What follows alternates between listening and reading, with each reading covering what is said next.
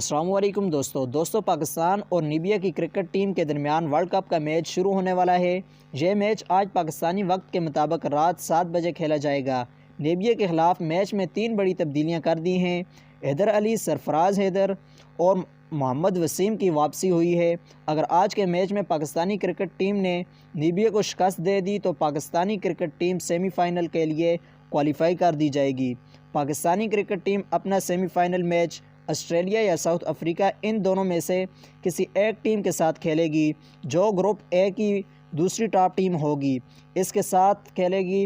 اس کے بعد آج پاکستانی کرکٹ ٹیم کے ممکنہ 11 کھلاڑیوں کی بات کریں تو پاکستانی کرکٹ ٹیم میں پہلے نمبر پر بابر اعظم اور دوسرے نمبر پر فخر زمان اوپننگ کریں گے۔ مڈل آرڈر بلے بازوں کی بات کریں تو تیسرے نمبر پر حیدر علی کی واپسی ہوئی ہے اور چوتھے نمبر پر سرفراز احمد بیٹنگ کریں گے۔ پانچویں نمبر کی بات کریں تو آصف علی کو رکھا گیا ہے اور چھٹے نمبر پر شعیب ملک ہوں گے۔ 2 اسپنر کھلائے جائیں گے آج کے میچ میں۔ 7ویں نمبر پر شاداب خان اور 8ویں نمبر پر حماد وسیم۔